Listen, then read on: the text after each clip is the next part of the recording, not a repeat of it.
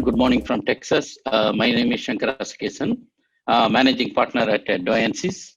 It is my pleasure to introduce my good friend Ed Taberski. Ed comes with more than 2 decades of experience in Oracle products, infrastructure architecture, and service delivery for various Fortune 100 companies. With his rich experience, he founded Remend in 2014, which is an independent advisory firm specialized in cost optimization and digital transformation for Oracle, telecommunications, and cloud. Over the years, he has saved millions of dollars for his customers through cost optimization. Ed is a well-known person for Oracle audit defense as well. Without further ado, I like to invite Ed to share his wisdom. Ed, the floor is yours. Thank you, Shankar. Let me go ahead and share my video. Good morning from California. It's a little early. I know some of you are on the, I think, Asian continent, and some of you are coming from the East Coast, but good morning. Let me go ahead and start here.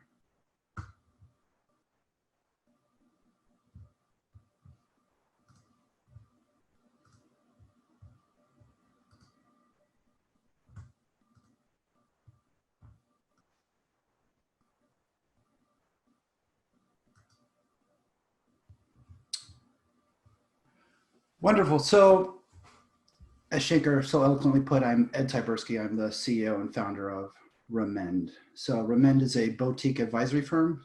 Basically, we're an independent advisory for Oracle, cost optimization, telecommunications, and network optimization. So today, obviously, we're going to be speaking about the ways to reduce your total cost of ownership on Oracle. I want to start off by everything's going to kind of tie in together. So, there's a lot of information that I'm going to share. Obviously, I know this is being recorded, so I would hope that you would be going back and, examining what has been said and kind of, popping around, and we'll have a Q&A at the end. But really, the essence of everything for most customers is, especially today, I mean, we're in, post or mid-COVID, and in talking to CIOs, really the conversation always comes, how can I reduce what I spend in Oracle? So obviously, we start with a commercial spend analysis. We're going to move on to discussing about your software, how to use less of it, how to manage your relationship and what that means to you, evaluation of your support options, meaning your actual Oracle spend that you're spending every year, annual renewals, etc. And then we're going to go into kind of talking about who's managing this environment. So if we're starting with, commercial spend analysis, what does that mean? So obviously every year you get a renewal, and really what the renewal contains is existing agreements that contain CSI. So if you're not quite sure what a CSI is essentially, let me forward this a little bit. It's this number here. So it's kind of, think of it as a social security number for your Oracle assets, if you will. But why it's important is because discounting in groups of products are associated with these CSIs, which means that it's going to determine essentially what you're going to be paying year after year and how that is going to equate to a savings opportunity for you. So what I'm showing here is an example of a report that we would ask you to gather, meaning that, an annual support renewal PDF, which looks similar to this. There are other options to gain this information, but it's essentially step one for you, is you want to start putting together this data. So you also have the ability to log into the Oracle renewal portal. That's supportrenewals.oracle.com. Or one of the legacy, I would say, ways was basically, to get an export from your admin team. The great thing what Oracle's done with support renewals is you can actually more or less get all this information from this website. Now, when we say gather your existing agreements and isolate the CSIs, what we want to do is we want to put those in some type of spreadsheet or some type of, I would say, mechanism that allows you to quickly filter. Because what we're going to do is kind of move to an analyzation of these agreements, because what it's going to help you understand is your licensing entitlements. So When we talk about a grouping of metrics, we want to look at your products, we want to look at your metrics, we want to look at your quantities.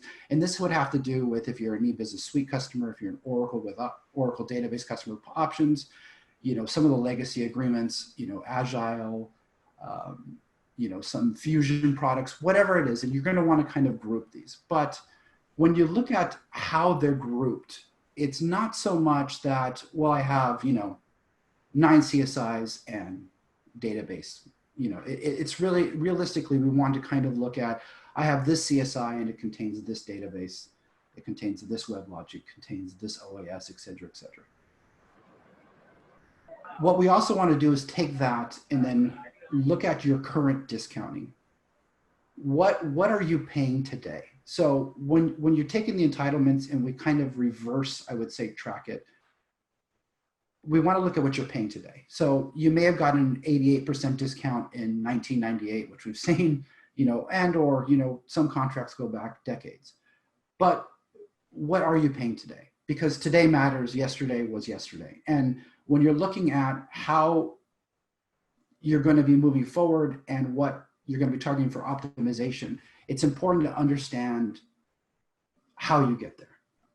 So when we were talking about kind of the grouping, contractual flexibility. So when you look at Oracle just in general, the CSI is why I said it was like a social security number and a grouping. It's going to determine your flexibility for optimization, and meaning that if you have database, you have SQL, you have Fusion, you have SOA, you have BI, all tied into a specific CSI, it's going to limit your options for essentially moving.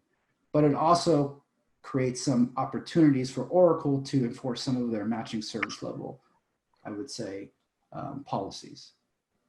And then there's a product categorization, as I discussed earlier, where you're kind of categorizing these of, we are a database customer, we're an EBS customer, but I'm really not going to be a SOA customer going forward. I'm not going to be utilizing business intelligence anymore. I'm not going to be looking at SQL. We're kind of decomming Fusion. We're sunsetting Fusion, we're moving to something else. So when you take all of these together, you take the license entitlements, you take the discounting, you're looking at contractual flexibility, and looking at product categorization. You just said, well, Ed, you just, gave me 9 million things I need to do, but how do I do it? Well, the good news is we can help you here, but what you really want to do is use a categorization of spend. So if you want to get to where you need to be in the future, you have to look at essentially what you're spending in total. So the sample data set here, we're obviously looking at a customer that spends about $3 million a year. Anything less than 50%, we should target for optimization. And what I mean by that is, if you're paying less than 50% now, and you're not moving off EBS for 10 years, well, what should you do? Obviously, with the 3% uplift that Oracle calculates, it's going to be kind of an issue. So as your spend goes up, it limits your options as far as what you're going to do to save money. So what we've done here is look at a categorization of when you take in all that information, and then essentially the output gives you kind of some large dumps for more financial reporting of 1.3 million really is going to be targeted for support based off the calculations. So when you really take that 3 million and look at it outside of, the 3 boxes of optimization, for 5 years, this environment's going to cost you $16 million. So what we like to say is, with the inflationary adjustment of 3%, as this progresses to $16 million, understand perpetual does mean forever. And when you're really looking at your Oracle environments and your customers and discussing with your financial team and your managers, et cetera, what are you really getting for $16 million?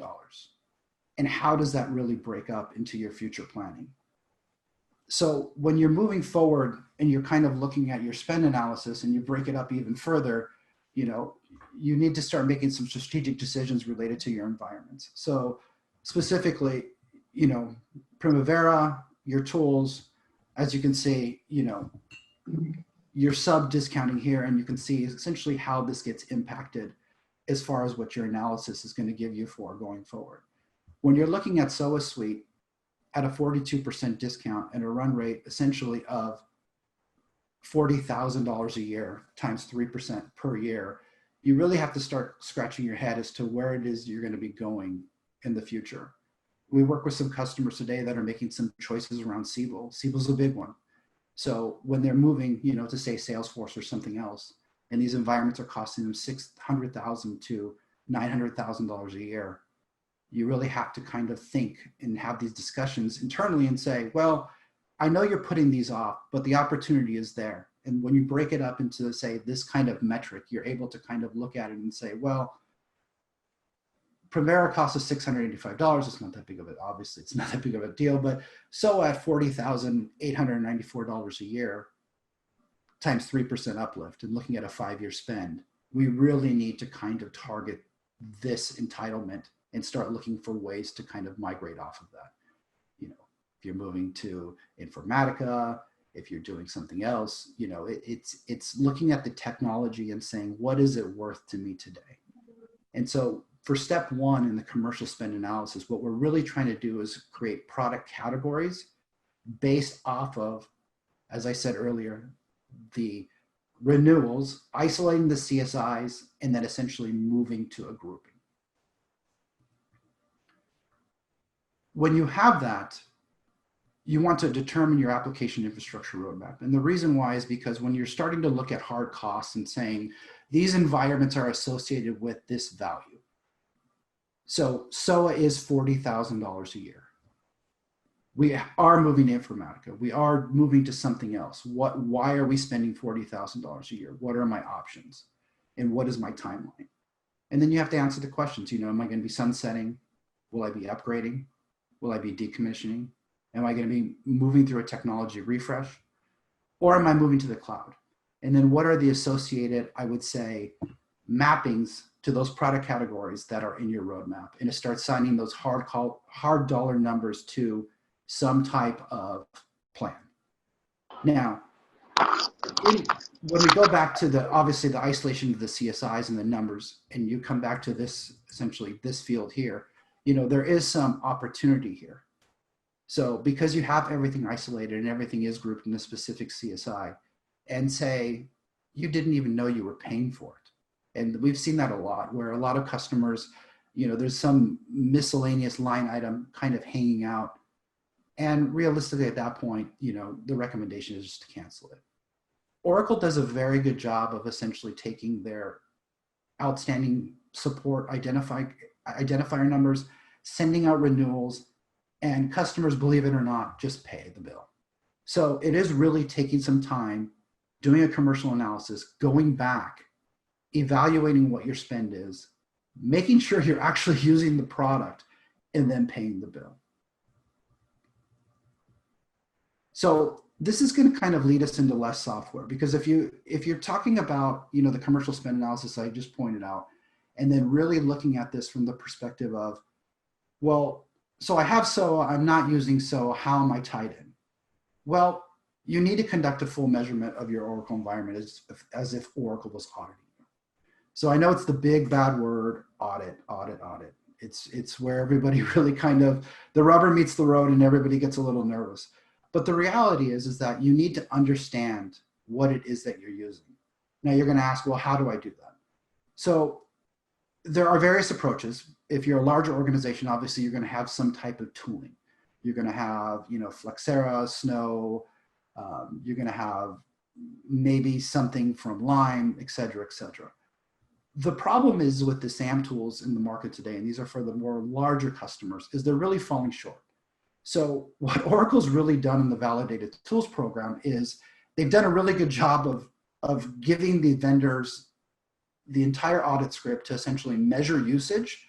But realistically, where these tools fall short is they can actually only really look at your database and various packs. So it's not going to help you when you have SOA. It's not going to help you when you have Primavera. It's going to help you when you have... I'm sorry, was there a question?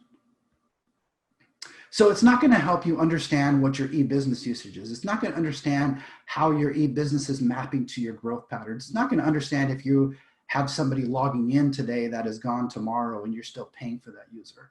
So it's a real gap in the market. Really what it's doing, it's allowing you to kind of self-assess where you're relying upon your resources, either the DBAs or the middleware engineers, to really understand what the usage of this environment is. The problem with that is that Oracle has created, obviously everybody in the marketplace knows their audit scripts. They're very, very, very intrusive. And in the tools market, what Oracle's done really well in partnering with them is that they do have a hot export that essentially will give you the output of all the binary information that those packages from Oracle will scan your systems and provide that to Oracle LMS itself. It's a quick and easy way that customers find that they can essentially just kind of export out data, give it to Oracle, let Oracle evaluate it. The problem is they're thinking they're seeing one thing and Oracle essentially is giving you the shock and awe bill, if you will. The problem is that it still leaves you kind of this gap. So how do you use less software and what do you do? Well, when we move into understanding, e-business suite usage, it kind of ties in together. It's really understanding what it is you do and how you do it versus what your interpretation of I have a spreadsheet and I'm tracking users, that are logging into specific modules, X, Y, and Z, but there's no real, I would say, measurement against that. So what we talk about is with e-business suite is we do have the ability to audit at the responsibility level and then responsibility mapping. So outside of just looking at the measurement of, I have this database, my review light, I'm on VMware, I'm on OVM, I'm doing this, I'm doing that. E-business suite is obviously, most of our customers are using e-business suite, and we're looking at the responsibility level. Obviously, it's one of the higher price points of our customers, and you really need to understand how your user base is accessing this information. So just kind of looking at this entire slide, when you're talking about using less software, just to reiterate, you need to connect an actual membership measurement of your environment of what you are using and how you are using this. So it goes beyond just, I'm on 8 CPUs of x86, I'm running Oracle DB, my middleware is OAS, I'm on this version of EBS, and I'm tight and ready to go. There is a lot more to that. So part of the analysis, and when you're looking at e-business, is from a module mapping perspective. So the output from the audit logs essentially are going to give you your applications, some custom applications, and it should map to realistically your modules, meaning like I own administration, I own advanced collections, and then your access and evidence. So in this case, evidence is showing 29, but I have 69 folks that have access to the actual module. Now, what does that mean? Well, that means 29 people are actually using it versus the 69 that have access to it. And you look at, and then it can go obviously the reverse way, but when you're looking at it, and when we say use less software, it really is, folks are really comfortable, especially in the e-business suite world, of just kind of buying. Meaning we buy suite licenses and we just keep buying and buying and buying. But if inventory management is driving essentially that cost, then it's something that you need to start paying close attention to. So when we kind of go back to, the earlier slide, measurement of your entire environment, it's really looking at all of those items that you own and essentially audit it the way Oracle does. So there are various ways to do that. Obviously, manual is one way to do it, but there are tools and packages that we'll discuss a little bit later that kind of handle this approach for you without essentially buying the big, bad, I would say, SAM tools. And also not waiting for an Oracle audit to happen. So once you essentially have the mapping and the usage done, you can, what we call, formulate your own value-based interpretation of Oracle's policies. So you say, Ed, well, it's great. You just talked for 5 minutes. You gave me all this information. So I somehow miraculously pulled, I pulled out of the sky my actual measurement, or I have this past audit. What do you mean by formulate your own value-based interpretation of Oracle's policies? Well, in step one, you've created essentially a financial blueprint you've mapped that to your roadmap and where you're going to go over the next 5 years. But I have this entire measurement, basically I audited it the way Oracle would. What do we mean by value-based interpretation? Well, we all know Oracle's audit policies, their licensing policies, their deployment policies is very ambiguous. So what we say is formulate what it's worth to you. Look at your assets and say, you know what, I'm paying $700,000 for EBS. It really only is worth $430,000 to me. So it really is looking and determining for yourself what the value of your software is. I know it's going against anything that you might think, is you hear out there, you're on these, webinars and folks are kind of telling you, beat up on Oracle. But the reality is that, you have to understand what this software is worth it to you. And then once you figure that out, you need to be able to manage your drift. So when we talk about using less software, it's not just, well, today I have 100 users and I need to get to 75. It really is, I'm here today, I need to contain this environment, and how do I manage that environment going forward? So that's what we call drift management, meaning that over time things drift, things change, a variable changes. I've expanded into active security. I've now using Active Data Guard when I'm licensed for it. And that's an expansion. And so when we say use less software, it's not just the reduction. It actually is managing that portfolio as you move forward. So when you talk about, a value-based deployment, it really is, this is what it's worth to me, and this is what I'm going to maintain, and this is how I'm going to be moving forward. So quickly moving on, we'll be going back. You're going to notice that I keep kind of reiterating some of the points that I have, but when you're looking at, just your overall relationship, your Oracle relationship does impact your discounting.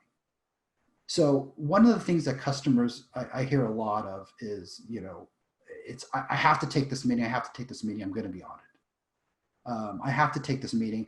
I like the lunches. I've heard that a million times, So, one of the things that I'm going to tell you is that your relationship, how good it is, does impact your discounting, because one is it references your historical relationship with Oracle from a discounting perspective. So if you're a customer that's about 1.5 billion in revenue with 5,000 employees that has a historic discounting range of about 50 to 55%, which by the way is not very good, you're not going to be seeing 90 anytime soon. So, and historically, when you're buying, it was the magic at the end of May, I'm going to buy, the last 2 weeks, and I'm going to force a trigger and maybe I'll get a 5% uplift. But the reality is that your relationship does impact your discounting from various ways.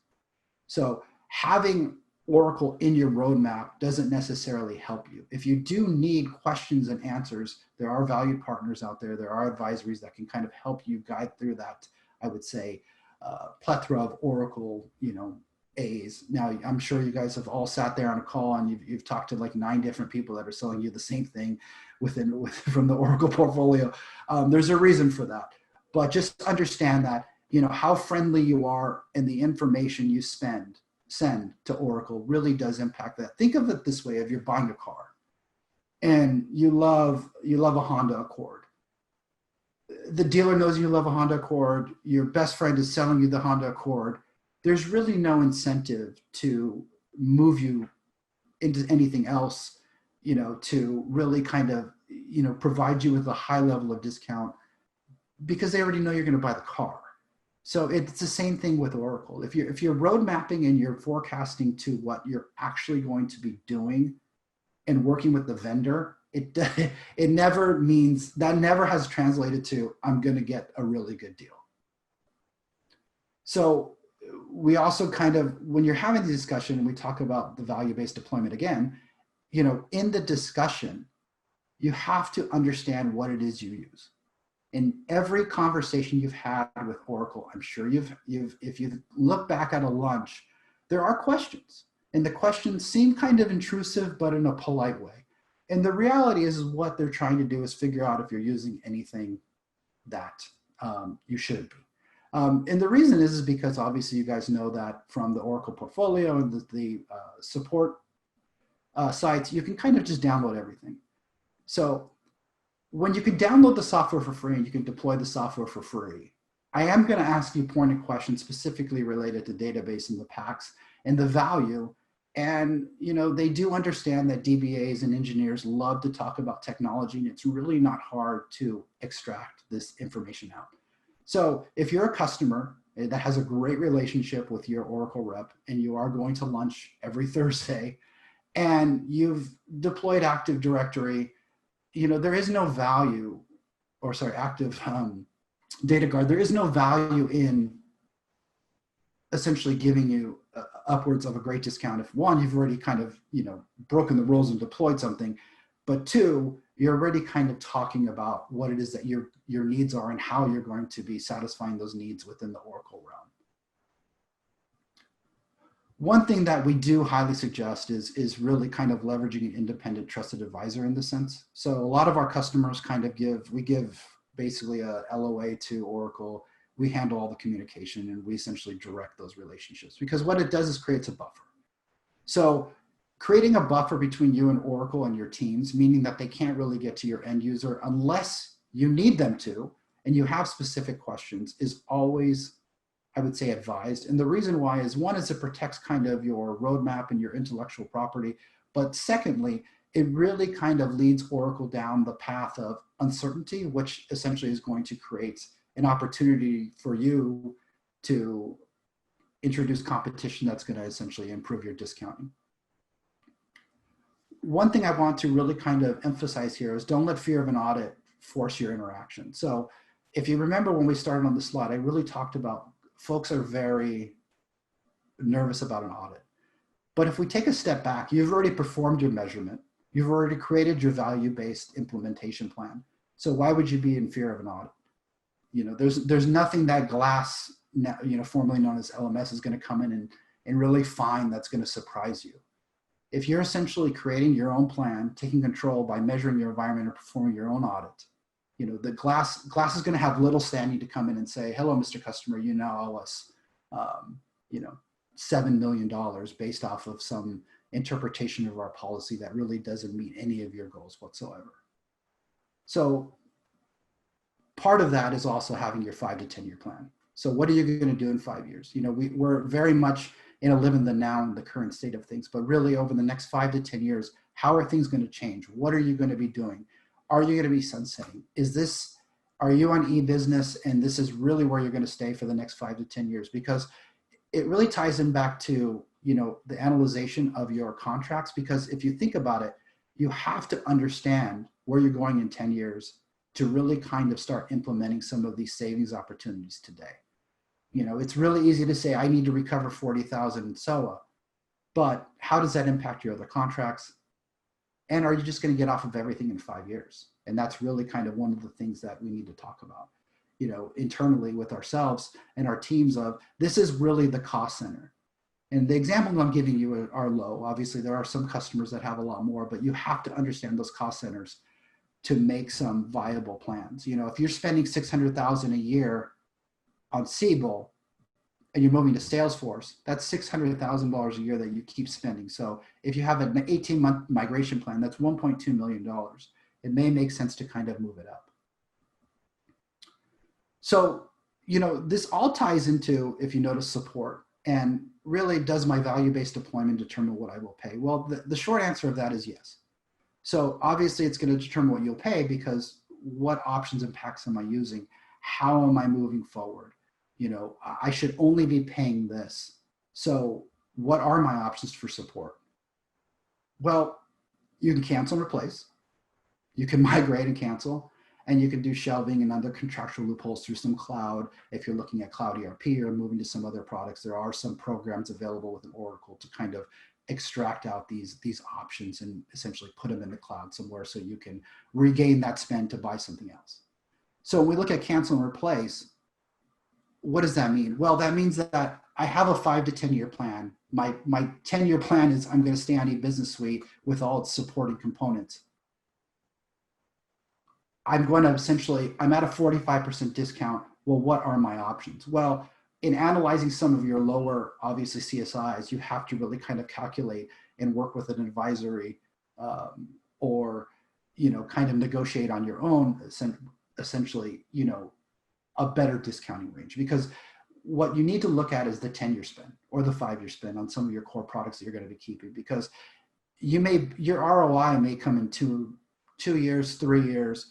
And if you're keeping something for 10 years, it's really something you want to look at. Now, if you're looking at the overall 10-year spend on a specific CSI and it degrades at 3% a year, there are some things you can do. Obviously, you can negotiate with support for 0 uplift for a couple of years, but it really doesn't buy you anything. If you're at a terrible discount, it doesn't get better. There is no reverse engineering a terrible discount. So one of the things you also can look at is obviously utilizing third-party support. So third-party support are the Reminis, the Spinnakers. There's some differences between the two. But reality, what they're doing is they're providing, you're essentially leaving Oracle support. They're providing your patching, et cetera. The problem with it is it does reduce it by 50%. So how do you save money on that? Well, it's your value-based deployment.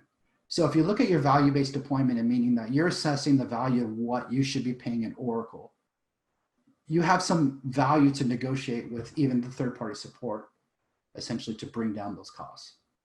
Now, these are some of the common, obviously questions that we get, and I know we're short on time, so I'm kind of hurrying up a little bit.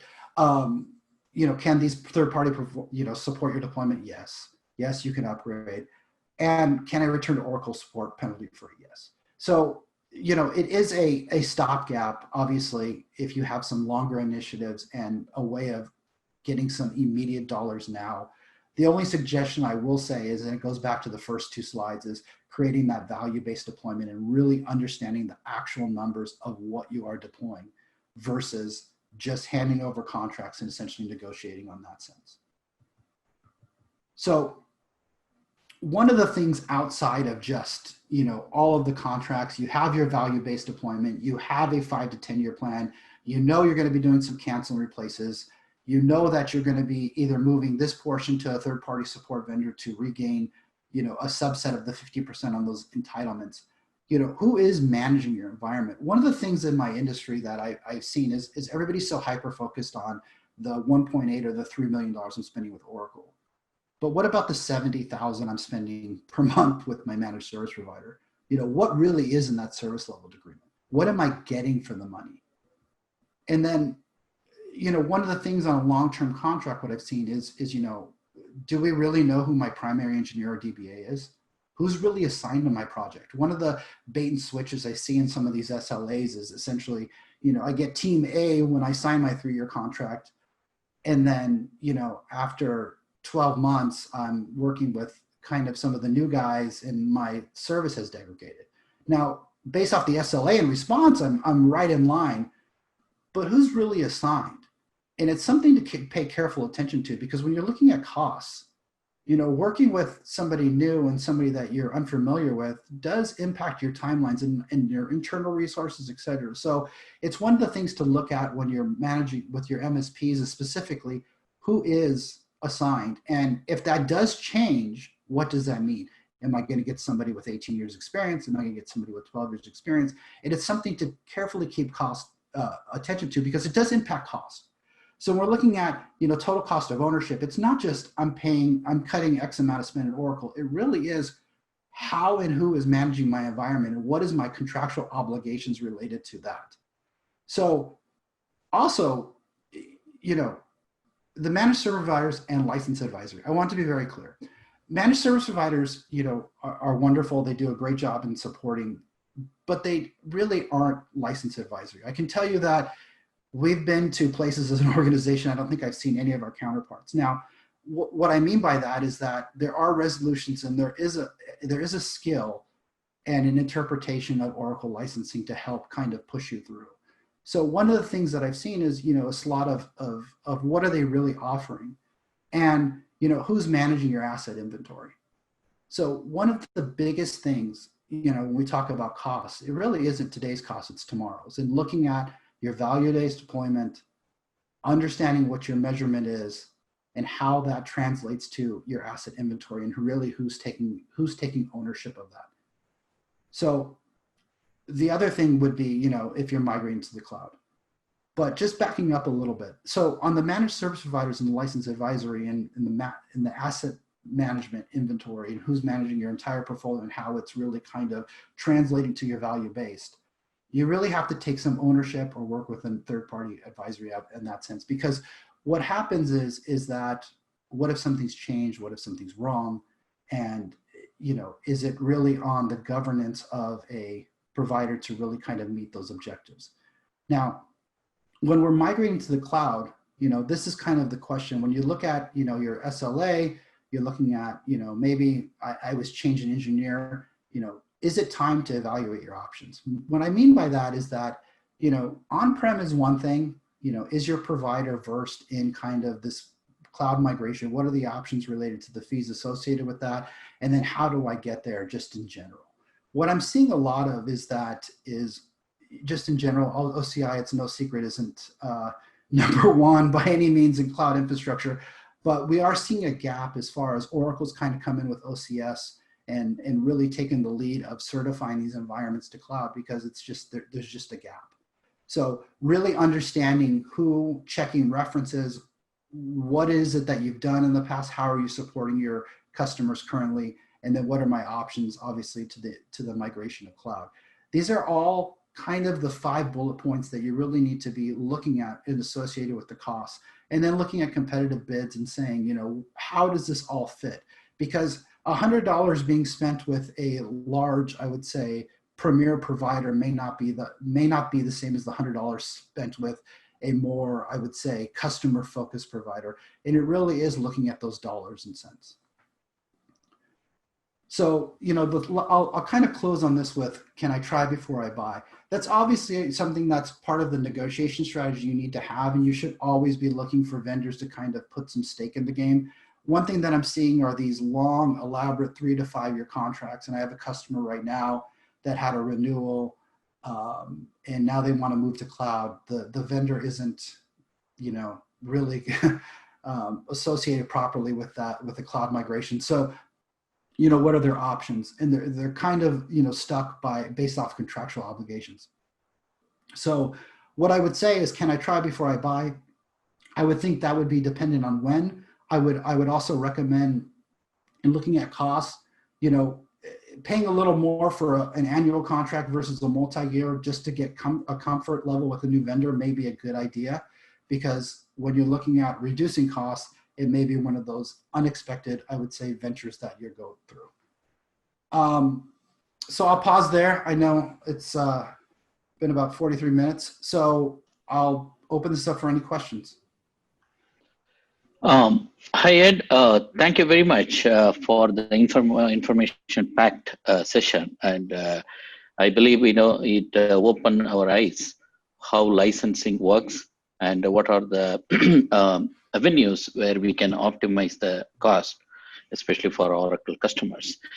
I got some questions from our attendees, and I want to present it to you.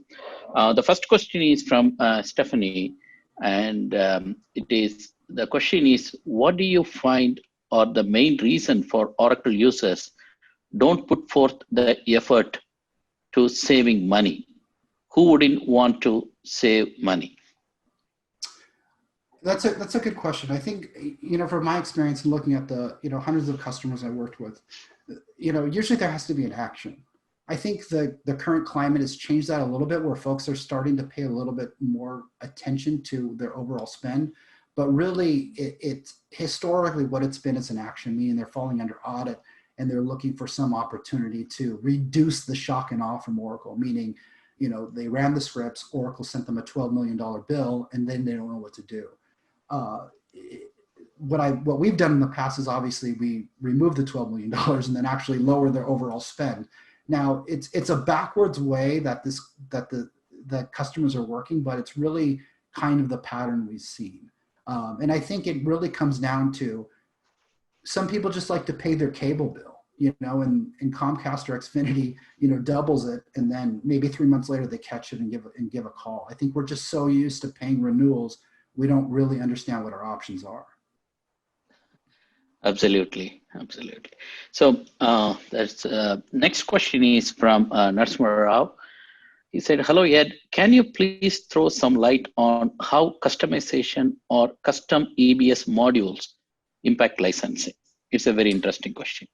So they impact licensing based off of how you map it.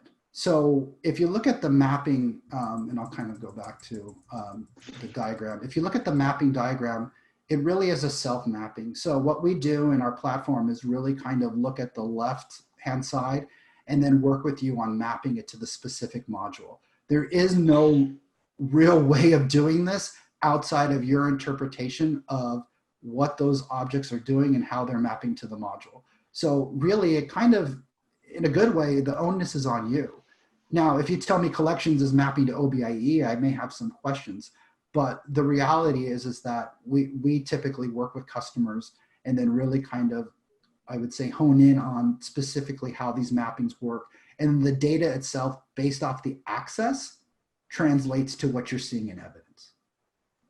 I see. Okay. That's good. And I know that it is, a little complicated as well. So it is better to engage, experts like you, I believe. Yeah, it can be complicated. Obviously, it's something that we do very quickly. And I know we didn't talk a lot about our platform. We do have a platform that analyzes and does create measurement. I was more important that I get you guys the information and figured that you'd be able to go to our website under products and looking for what we do. But we do specialize in EBS, specifically in the mapping. Oh, okay. That's very good to know. Next question is, this question is interesting. In fact, I also had this question in my mind. It is from Stephanie as well. What is the biggest savings you have achieved for a customer in your career? Even I was curious to ask this question. 1 billion. So wow, 1 billion? So there was a major retailer that really doesn't exist anymore that essentially had an 80% compliance issue, and it translated to well over $1 billion in what we call the shock and awe quote from Oracle. And one thing that I should note is the shock and awe is exactly what it's meant to do. It's meant to give you a shock based off of a number and then a negotiated outcome. So this is why we are commoditizing audit, as we like to say at Remend. And one thing I will tell you is that everything is negotiable. Okay. And just curious, when they initially got that $1 billion bill, may I know what they ended up in paying the software company at the end of the audit? Just curious. 6.8 million. Wow, that's a great savings. So we're talking millions and seven figures. It's the only call I've ever been on with Larry, but it's, you have to look at the percentage. And what is the percentage of savings? Well, it's in the high 90 percentile of savings. At the end of the day, it really comes down to a value-based proposal. And with that specific customers, we created the value of the software for them and said, this is what Oracle is worth to us. And that's how we translated that to 6.8 million. Okay, got it. And the next question is, any light in lines of TCO for enterprise $1 million revenue-based license? So that would depend on the specific application they're using. And the TCOs, from a renewal perspective, a lot of them are locked into the initial contract, but it really has to come down to what are you doing in that 5 to 10 year plan. So it's a little ambiguous and it's hard to kind of answer.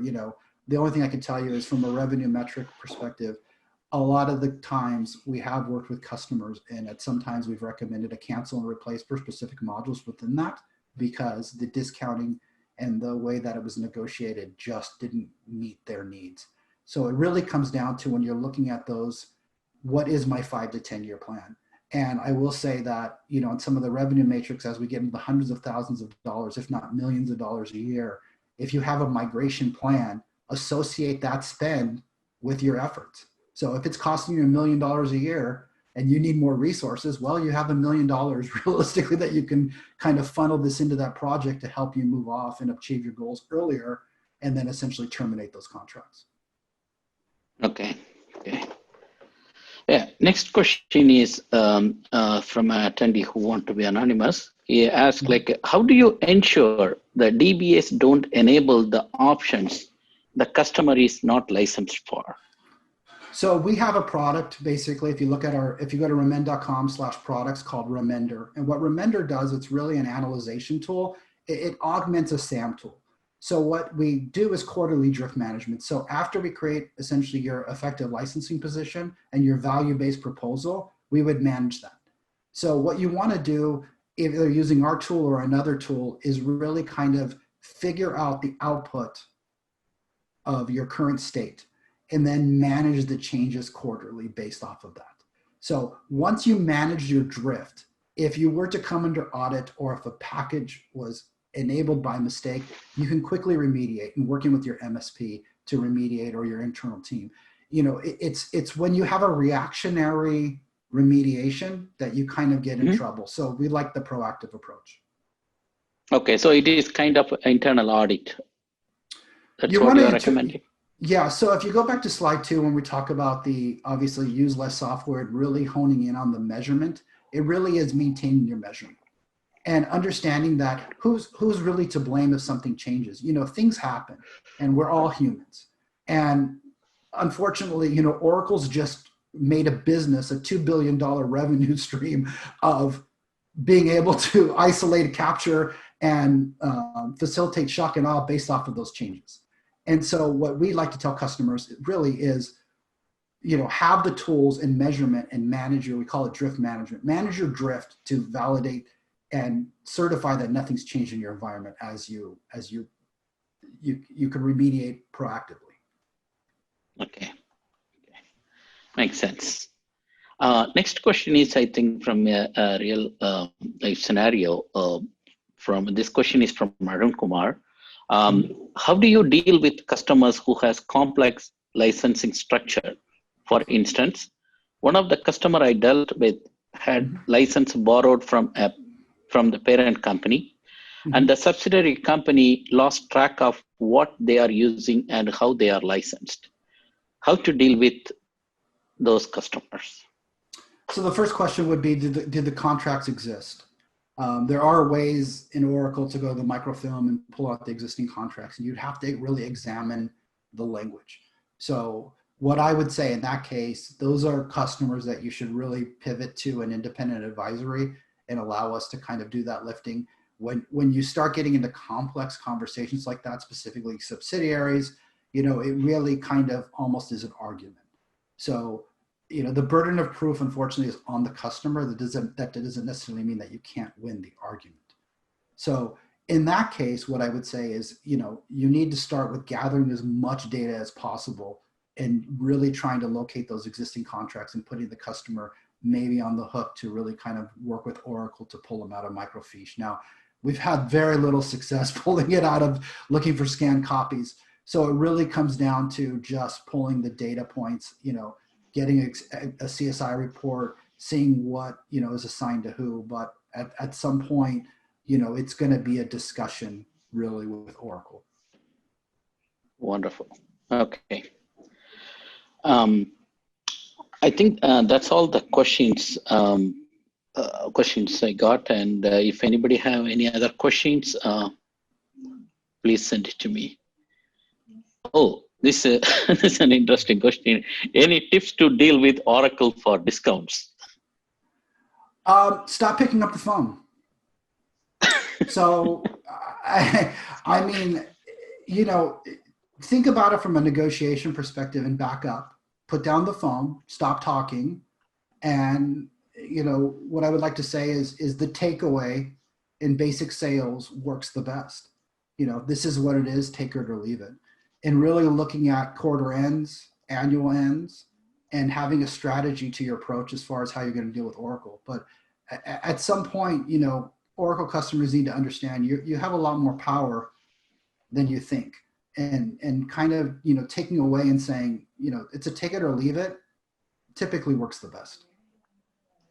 Hmm. Okay. Okay. Yeah, makes sense. So it all comes under the negotiation tactic, right? Life is a negotiation, and the great thing about Oracle, it just has you, hone in, obviously, those negotiation skills. But yeah, if anybody does have any questions specifically, I'm always free. My contact information is here. I really encourage you to rewind this webinar and to kind of go through some of the other points. There was a lot of information given. Unfortunately, it was a little bit too much for 40 minutes, but if there's something that's leaving you off or you have some specific questions or concerns, please, give me a call. Okay. Yeah. In fact, I got a couple of questions how to reach out to you. And I want to remind that, Ed is sharing his contact details. If you have any specific questions, reach out to Ed directly so that he can advise you, based on your, situation or specific questions you might have. So I think that's all the questions I have. And is there anything you want to share as a final touch, Ed? Yeah, just, like I said, life is a negotiation. If you do have questions, feel free to reach out to me. And, I love talking to Oracle customers and hearing unique things. I can tell you that every experience you think is unique, pretty much somebody has gone through in this space. So, there's a lot of commonalities, and, thank you for attending. Again, thank you very much for your time, Ed. I know it's early morning. And by the way, I know it is your birthday. Happy birthday, and thank you for starting your birthday with all of us. Thank and you. again, thank you very much. And I hope all the attendees really got benefited from this session. If you have any further questions, as I mentioned before, please reach out to Ed directly. And hope to see you all soon in another session. Thank you. Perfect. Thank you.